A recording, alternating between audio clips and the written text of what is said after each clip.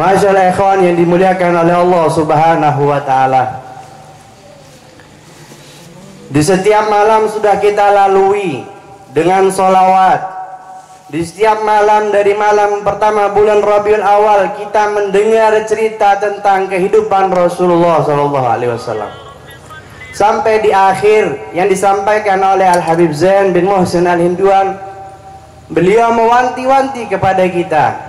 Saat kita sudah sering mendengar tentang sejarah kehidupan Rasulullah, kita sering mendengar tentang segala sesuatu yang berkaitan dengan Rasulullah, Habib Zain berpesan kepada kita, ketika kita sudah tahu tentang segala sesuatu yang berkaitan dengan Rasulullah, bagaimana sudut pandang kita ketika kita sudah tahu mendengar daripada sifat, akhlak maupun sejarah kehidupan Rasulullah SAW.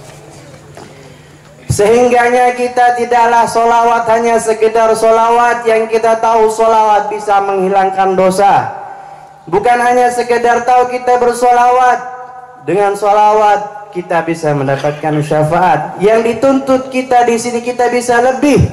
Bagaimana kita mengartikan arti sebuah solawat bukan hanya berkepentingan kepada diri pribadi kita.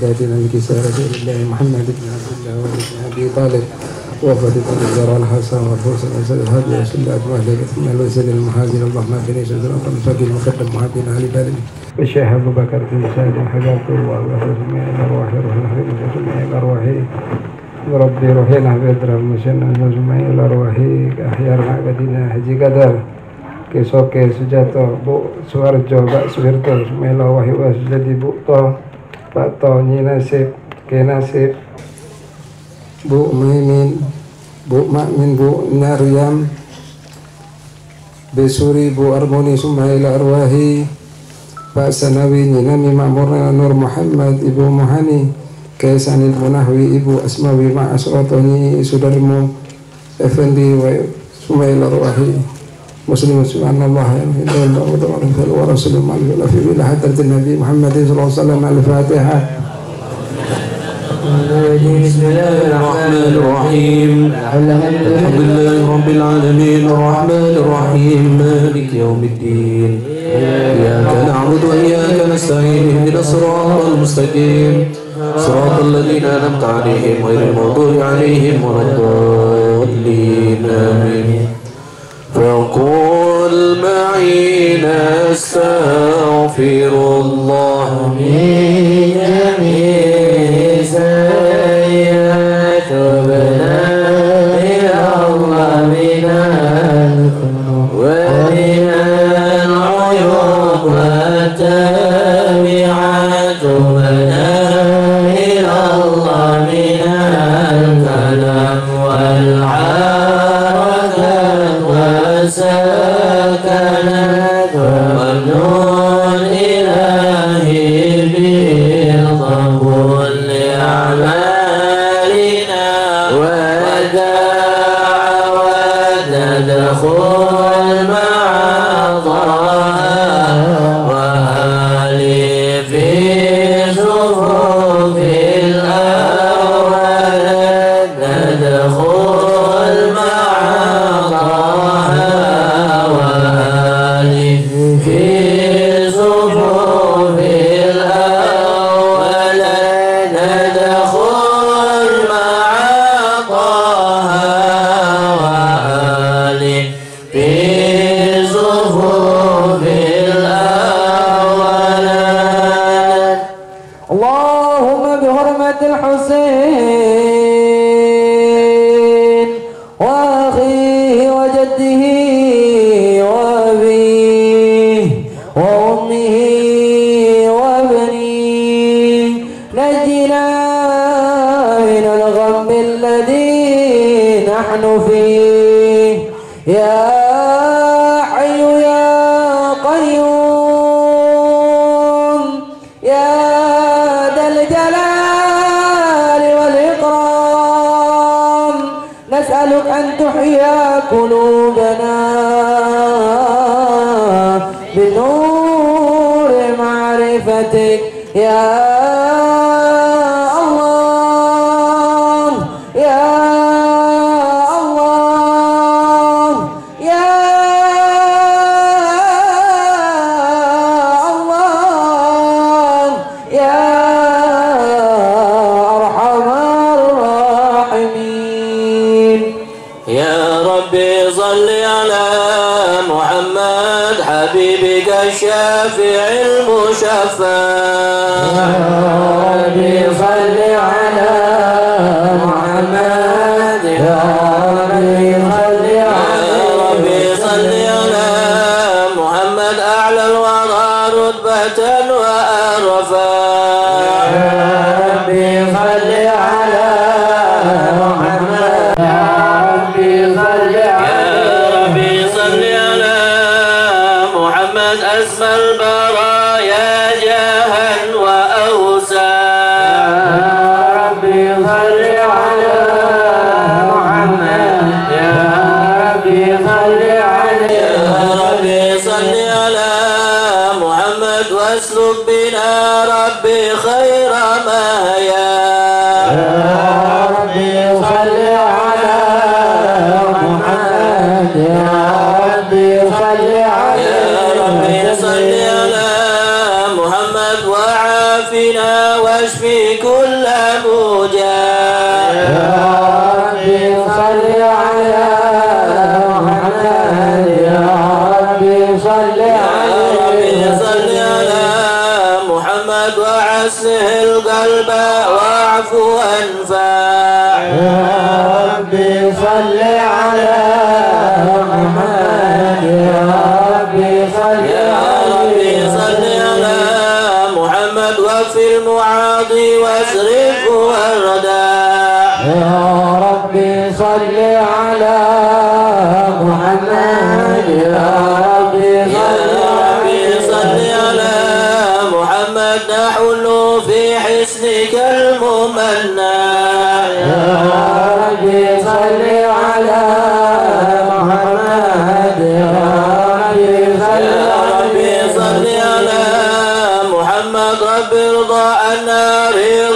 لك أرفع. يا ربي صل على محمد يا ربي صل على محمد واجعل لنا في الجنان مجمع.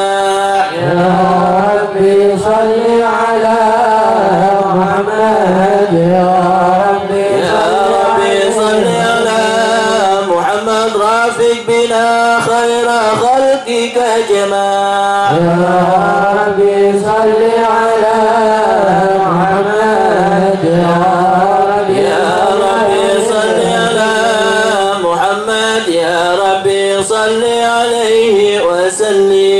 يا ربي صل على محمد يا ربي صل عليه وسلم. اللهم صل وسلم وبارك عليه وعلى آله. أعوذ بالله من الشيطان الرجيم.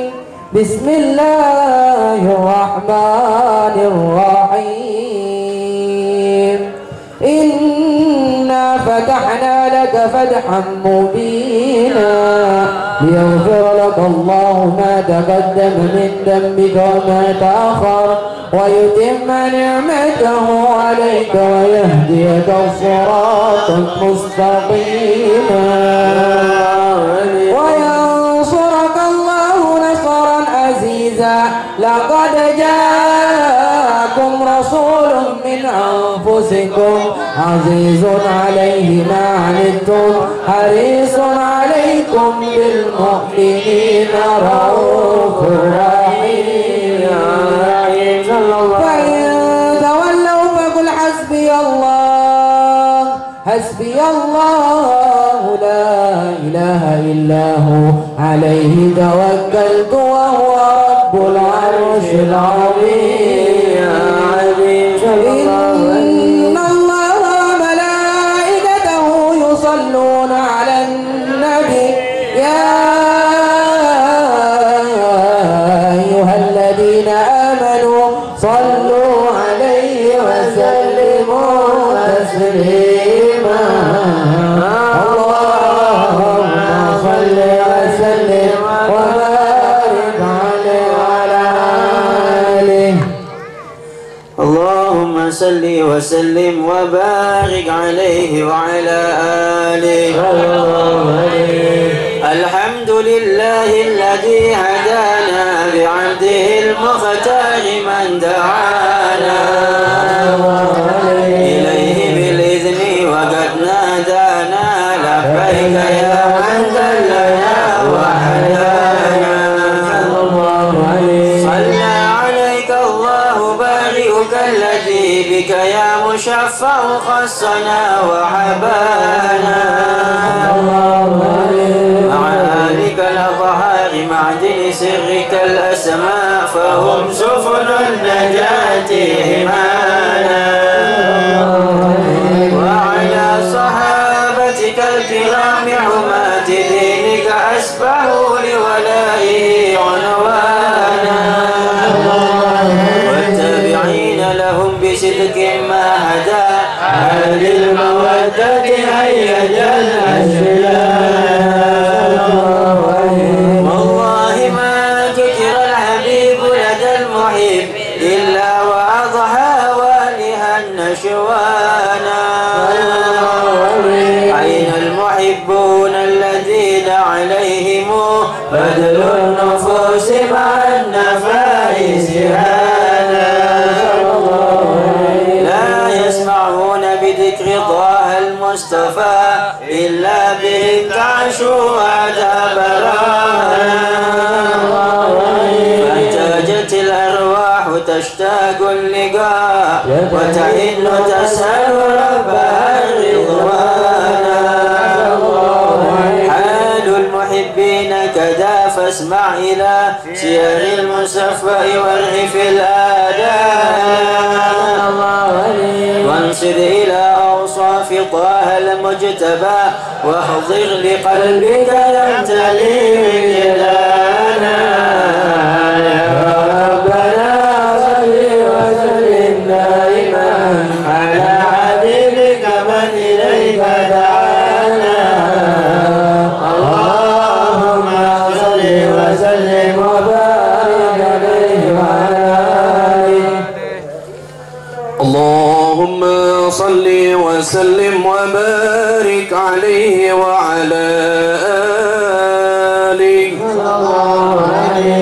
نبعنا الله فقال جاءكم نور فسبحان الذي أمانا والنور طه عبده من به في ذكره أعظم به منانا هو رحمة المولى تأمل قوله فليفرحوا وعدوا به فرحانا واستمسك بالعروة الوثقى ومعتسما بحبل الله من أنشانا واستشعرا أنوار من كين متى كنت نبيا قال آدم كان بين التراب وبين ماء فاستفق من غفلة أذى وكن يقضانا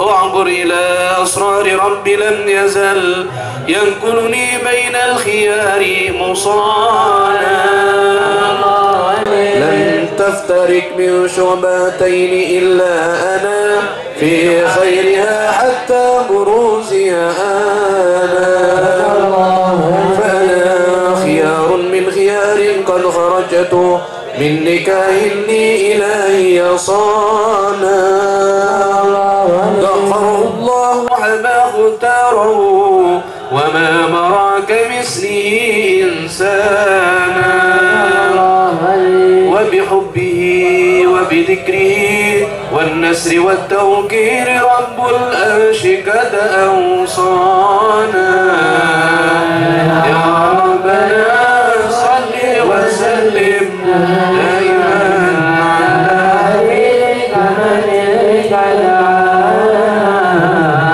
اللهم صل وسلم وبارك عليه اللهم صل وسلم على سيدنا محمد وعلى آل سيدنا محمد لا إله إلا الله محمد رسول الله لا إله إلا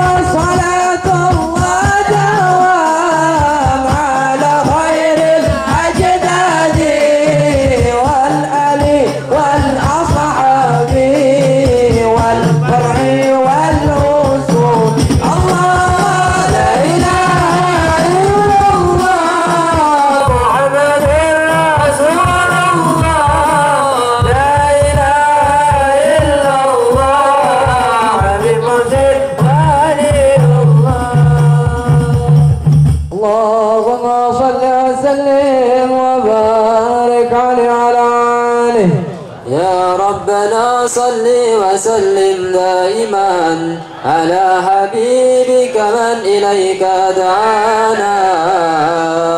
اللهم صل وسلم وبارك عليه وعلى آله صلى الله عليه وسلم. وقد نشر الإله نعوده في الكتب بيانها لنا تبيانا. أخذ ميثاق النبيين لما آتيتكم من حكمة إحسانا. وجاءكم رسولنا لتؤمنن وتنصرون وتصبحون أعوانا.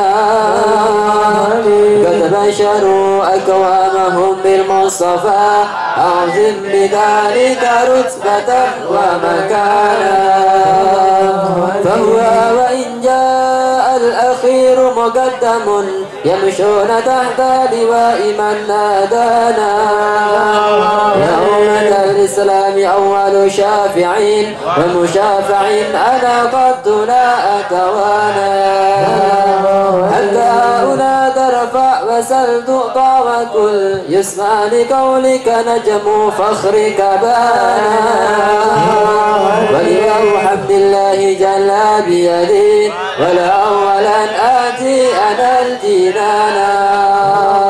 وأكرم الخلق على الله أنا فلقد حباك الله منه عنانا. ولسوف يعطيك فترضى جل من معطي تقصر عن أطهرنا. بالله كر الذكر واسم محمد كيما تزيح عن القلوب الرانا. يا ربنا صل وسلم دائما على حبيبك من إليك دعانا. اللهم صل وسلم وبارك عليه وعلى آله. اللهم صل وسلم وبارك عليه وعلى آله صلى الله عليه وسلم. لنا وقت البروز لأحمد عن ابن من ما شاءه قد كان. صلى الله عليه وسلم. الأم الأمينة بنت وهب من لها على الإله مكانا. صلى الله عليه وسلم. المختار عبد الله بن عبد المطلب البرهانا. صلى الله عليه وسلم. ينور نور طه وجهه وخرائل الابن المعصون عيانا. صلى الله عليه وسلم. وهو بن هاشم الكريم شام بن عبد مناف بن قصي كان. صلى الله عليه وسلم. يدعى حكيما شانه قد اعتدى عاجز بذلك جانا. صلى الله عليه وسلم. وقد أصول المصطفى حتى فرى في سلسلة أصول عدنانا. صلى الله عليه وسلم. فهناك كيف أعلم برفعه أسمائي لكان للأبي عوانا. صلى الله عليه وسلم. وحينما حملت به آمنة لم تشك شيئا يأخذ النسوانا. صلى الله عليه وسلم. اللطف من رب السماء فقد أذى والهم والأحزان. صلى الله عليه وسلم. قد جاء معلمت به أن المحيمن شرف الأكوانا. لمن في مدنها فاستبشرت ودنا المخاض فأسرعت ردوانا. سبحان الله والحمد لله ولا إله إلا الله والله أكبر. سبحان الله والحمد لله ولا إله إلا الله والله أكبر. سبحان الله والحمد لله ولا إله إلا الله والله أكبر. سبحان الله والحمد لله ولا إله إلا الله والله أكبر. ولا حول ولا قوة إلا بالله العلي العظيم. في كل لحظة أبدا عدد خلقه ورضا نفسي وزنة عرشي ومداد كلماته. وتجلت الأنوار من كل الجهات فمكتوم ميلاد المشفع حانا. وقبل فتن أبرجت شمس الهدى ظهر الحبيب مكرما ومصطفى. عليك يا رسول سلام عليك يا حبيب سلام عليك صلوات الله عليك يا نبي سلام عليك يا رسول سلام عليك يا حبيب سلام عليك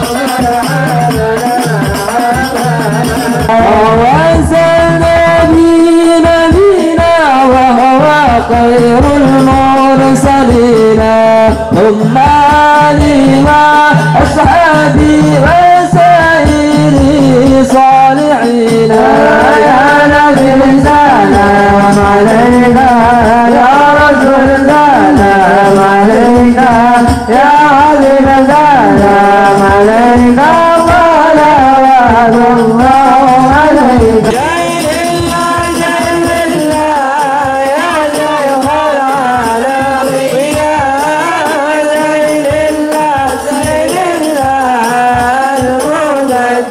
من علي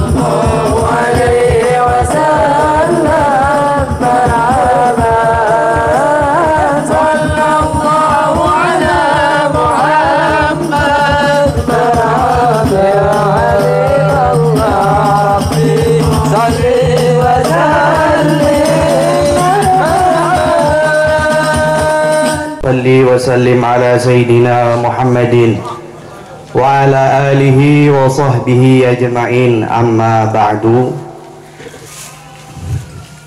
Hadratul muhtaramin, para habaib, ikhwan yang dimuliakan oleh Allah Subhanahu wa ta'ala.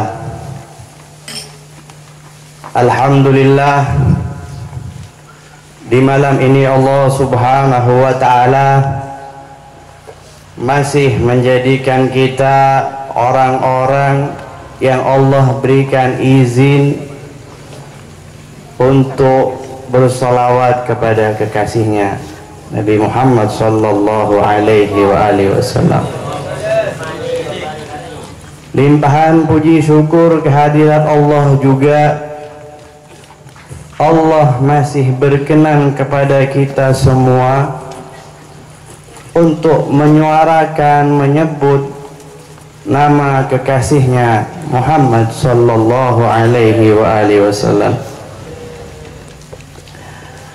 Allah Subhanahu wa ta'ala di dalam Al-Quran berfirman, A'udzu billahi minasyaitonir rajim. Innallaha wa malaikatahu yusalluna 'alan nabi. Ya ayyuhalladzina amanu sallu 'alaihi wa sallimu taslima. Allahumma salli wa sallim wa barik 'alaihi wa ala alihi. Wa qala sallallahu 'alaihi wa alihi wasallam, al-bakhilu man dzukirtu indahu falam yusalli 'alayya.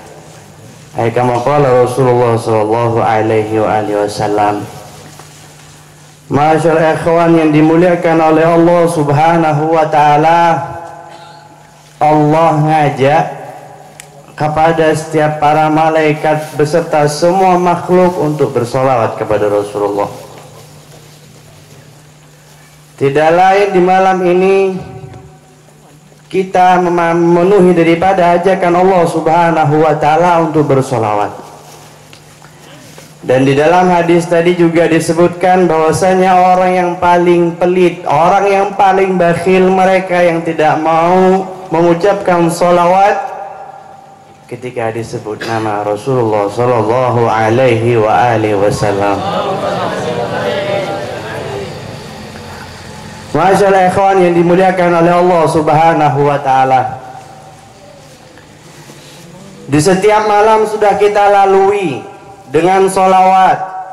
Di setiap malam dari malam pertama bulan Rabiul Awal kita mendengar cerita tentang kehidupan Rasulullah sallallahu alaihi wasallam, sampai di akhir yang disampaikan oleh Al-Habib Zain bin Muhsin Al-Hinduan.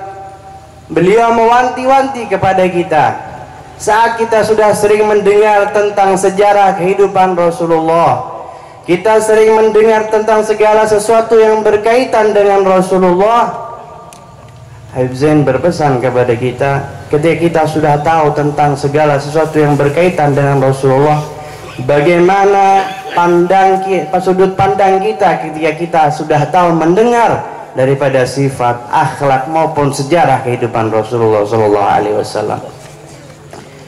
Sehingganya kita tidaklah solawat hanya sekedar solawat yang kita tahu solawat bisa menghilangkan dosa. Bukan hanya sekedar tahu kita bersolawat, dengan solawat kita bisa mendapatkan syafaat. Yang dituntut kita di sini kita bisa lebih. Bagaimana kita mengartikan arti sebuah solawat bukan hanya berkepentingan kepada diri pribadi kita.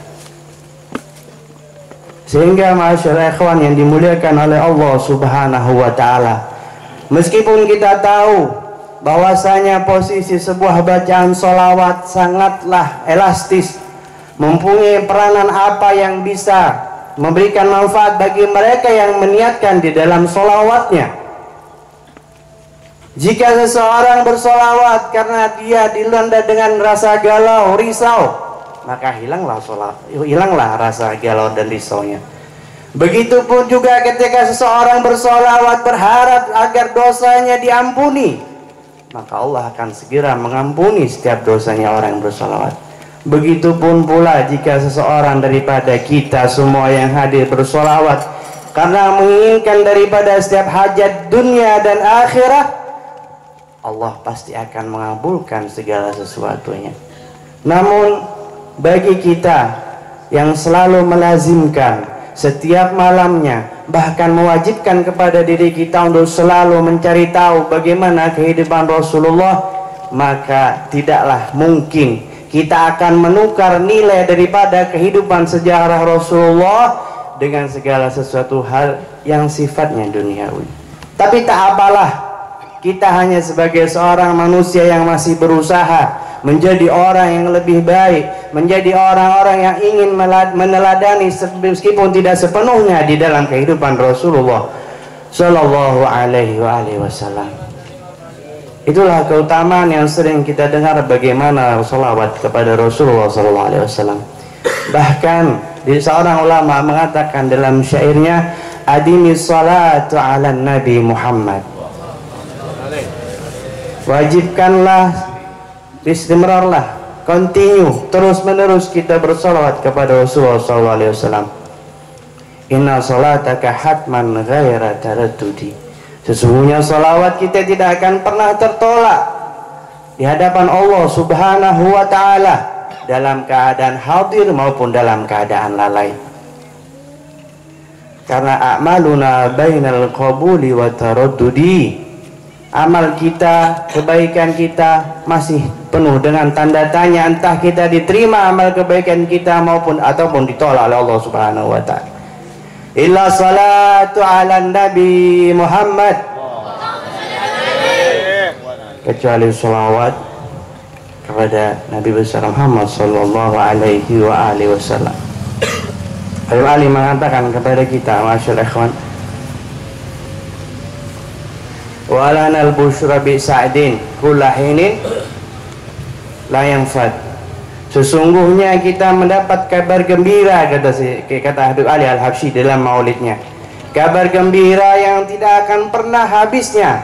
Siapa kabar gembira itu? Ialah pemberian Allah kepada kita dengan adanya Rasulullah Sallallahu Alaihi Wasallam yang tidak akan pernah berakhir sampai kelak di akhir kiamat. Sehingganya kesempatan ini jadikanlah kesempatan di bulan penuh dengan pengagungan di dalam hati kita untuk mengagungkan Rasulullah.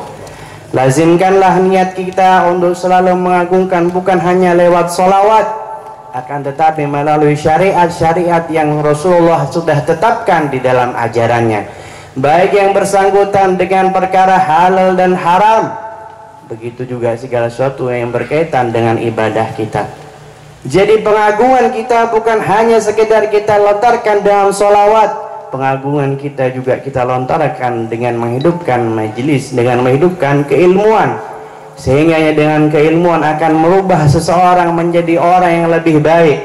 Dengan keilmuan orang akan merubah menjadi seseorang tersebut menjadi orang-orang yang tidak mudah menjatuhkan segala sesuatu yang ada nilainya di dalamnya sunnah daripada sunnah Rasulullah Sallallahu Alaihi Wasallam.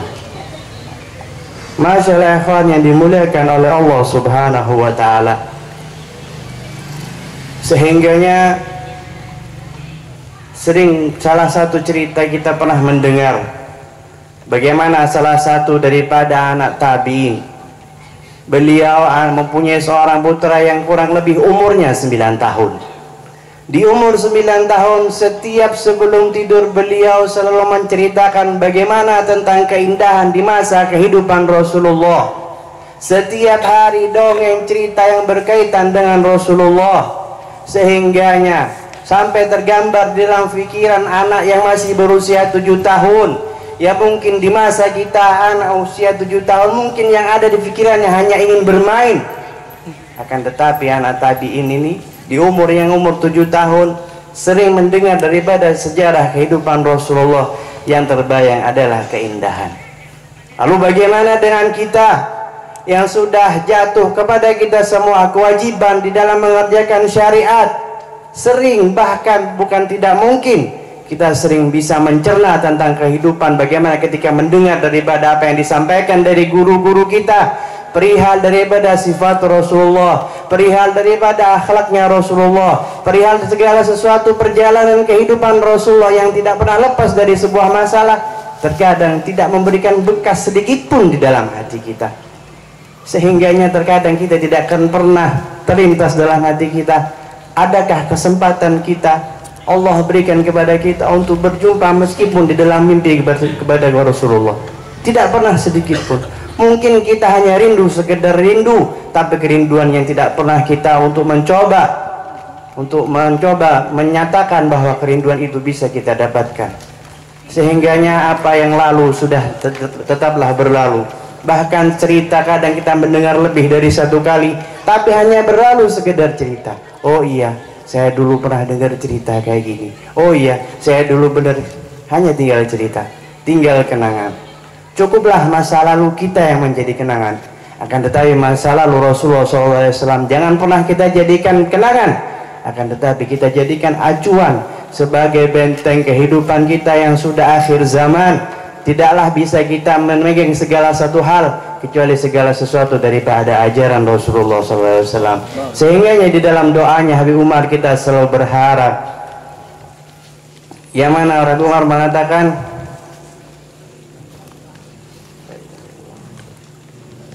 waqma kullaman ada wansur bina sunnatataha fi biqail ardi waqma kullaman adana. Kata Habib Umar, ya Allah, tolonglah hidupkanlah sunnah-sunnah daripada sunnahnya Rasulullah dan binasakan mereka orang-orang yang mau menghancurkan. Paling tidak kita ikut andil ketika kita mau belajar daripada kehidupan Rasulullah. Kita niatkan di dalam hati kita untuk ikut andil menghidupkan daripada sunnah atau ajaran yang sudah mulai sirna oleh karena tertanam oleh zaman. Sehingga si anak kecil tadi yang umur 7 tahun, yang setiap harinya oleh orang tuanya diceritakan segala sesuatu yang berhubungan dengan Rasulullah, tidak ada lagi yang dia dalam pikirannya kecuali keindahan di masa kehidupan Rasulullah. Tidak ada lagi yang terlintas dalam pikirannya kecuali bagaimana keadilan Rasulullah di dalam membimbing, memimpin umatnya. Sehingganya kehidupan yang dia rasakan tidak ada keindahan, tidak ada kenikmatan di masa kanak-kanaknya. Sehingga ketika datang kabar akan datangnya peperangan, si anak tadi ingin ikut di dalam peperangan tersebut. Kita bayangkan si anak umur 7 tahun yang mungkin dia megang pisau aja susah, apalagi megang kelana kuda. Tapi semangatnya di dalam hatinya yang menginspirasi. Siapa yang inspirasi dia? Ialah Rasulullah Sallallahu Alaihi Wasallam. Sedangkan kita bingung cari inspirator yang bisa memberikan semangat, padahal Rasulullah sudah ada. Bingung kadang kita harus nunggu daripada omongan orang lain yang bisa menyemangatkan diri kita. Sehingga si anak tadi ingin mengikuti jalan peperangan bersama ayahnya. Namun apa? Tabiatnya seorang orang tua yang merasa kasihan, merasa iba kepada putranya, yang tidak mungkin seorang anak yang masih 7 tahun mau diikutkan perang yang pasti kematian yang akan menjemputnya. Sehingga dengan berat hati seorang ibu tadi mengizinkan kepada putranya, wah baiklah wahai putraku, jika itu yang kau inginkan, maka aku izinkan kau ikut berperang dengan ayahmu di medan jihad. Maka datanglah di hari yang sudah ditentukan. Sehingga si anak tadi berkata kepada ibunya, wahai ibu, kau sering ceritakan tentang segala sesuatu yang berkaitan dengan Rasulullah. Sehingga setiap kali aku mendengar segala sesuatu yang berkaitan dengan Rasulullah, aku merasakan tidak ada hari ini sampai detik ini pun yang aku rasakan kebahagiaan kecuali ketika mendengar sejarah kehidupan Rasulullah Sallallahu Alaihi Wasallam. Semangat itu yang membuat dia sudah tidak tahan lagi hidup di dunia ini. Beda dengan kita. Kadang kita terlintas sebentar, bila si mati ya, buru dari masalah. Benih kekepur ketua kebangiran. Kadang sudah tidak kuat sama hidup, beban hidup kita sudah tidak tahan. Akhirnya jalan satu-satunya dia mengakhiri hidupnya. Na'udzubillah wal iyadzubillah. Sedangkan si anak tadi, sehingganya si anak tadi bilang, wahai ibu, aku sudah tidak tahan lagi dengan kehidupan yang aku rasakan. Ini zaman tabi'in. Bagaimana seandainya anak tadi itu hidup di zaman sekarang? insya Allah nggak bakalan ikut perang, paling ikut audisi Mobile Legend. Ketawa semuanya generasi, tahu. Na'udzubillah waliyadzubillah. Sehingganya si anak tadi berkata kepada ibunya, wahai ibu, kalau aku tidak kembali dari medan perang, pasti syahid yang aku dapatkan dan aku akan berjumpa kepada kekasihku Rasulullah SAW. Lalu si anak tadi, lalu apakah ibu kau tidak mau kirim salam kepada Rasulullah SAW? Mau nitip salam, sudah mantap hatinya. Sudah mantap. Berarti anak ini bukan hanya sholawat, berbekas segala sesuatu daripada cerita kehidupan Rasulullah SAW. Mudah-mudahan Allah Subhanahu wa Ta'ala tidak mengharamkan rasa zauknya orang-orang soleh di dalam hati kita. Amin. Masyaallah ikhwan yang dimuliakan oleh Allah Subhanahu wa Ta'ala. Maka berjalanlah seanak tadi bersama ayahnya, dan dia mendapatkan apa yang dia inginkan, perjumpaan dengan Rasulullah Sallallahu Alaihi Wasallam. Sehingganya si anak tadi mendapatkan apa yang dia cita-citakan, mendapatkan apa yang daripada dia inginkan ketika di masa hidupnya. Sungguh perjumpaan yang begitu indah, kerinduan yang membuahkan hasil kepada dirinya, bisa berjumpa dengan kekasihnya yang dia dirindukan di masa umur 7 tahun. Berbeda dengan kita sekarang. Kadang kita mau menyuruh kepada anak kita sendiri yang masih kecil, nah sudah baca salawat, lidah ini masih keluh, tabu, tidak biasa, apalagi disuruh nah baca doa, suruh baca salawat. Kadang kita masih ngerasa risih sama putra kita, udah baca salawat belum? Karena tidak biasa.